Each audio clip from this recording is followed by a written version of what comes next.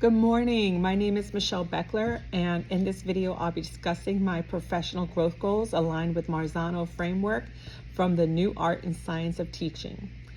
Through careful reflection on my teaching strengths and weaknesses, as in an analysis of my students' pre-survey data, I identified three key areas for instructional growth. I'll explain why I selected these growths and how they connect to my self-assessment and describe my plan to collect meaningful evidence of growth. Number one growth goal is structured academic talk. My first growth goal is to use structured academic talk to increase student engagement, aligned with Marzano Element 29, using student-led discussions and structured academic controversies. Reflecting on my strengths, I am confident in presenting content clearly, but I noticed that my students' cognitive engagement during the discussions was inconsistent.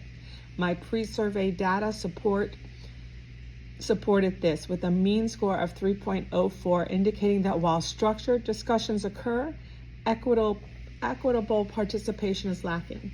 To address this, I plan to implement scaffold academic conversations that encourage all students to participate meaningfully. I will collect evidence through audio and video recordings of student-led discussions, peer observation rubrics, student reflection on participating in collaborative tasks. Growth number two is rigorous open-ended questions. My second goal is to ask rigorous open-ended questions to deepen learning, aligned to Marzano's Element 17, asking questions of inference. Based on my self-assessment and classroom observations, I recognize that I often default to factual questions.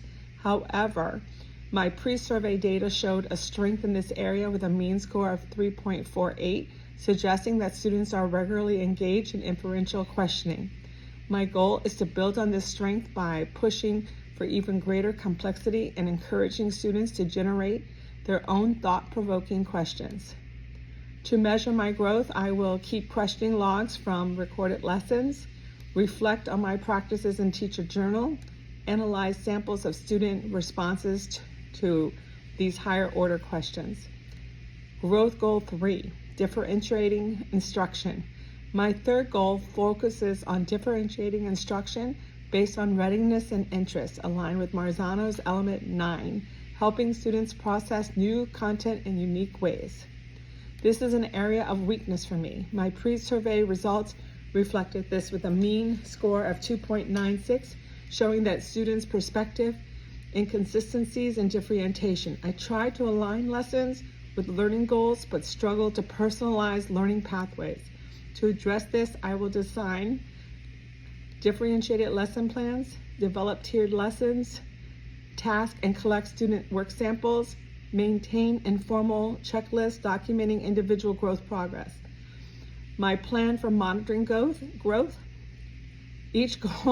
For each goal, I will collect qualitative and quantitative evidence such as video recordings, lesson artifacts, student reflections, and my own reflective journaling. I will also conduct periodic student surveys to track changes in engagement, critical thinking, and differentiated support. In conclusion, overall, my pre-survey data show that I have a solid foundation in questioning, but need to increase consistency in student engagement and differentiation. These goals reflect a balance of leveraging my strength while targeting key areas for growth.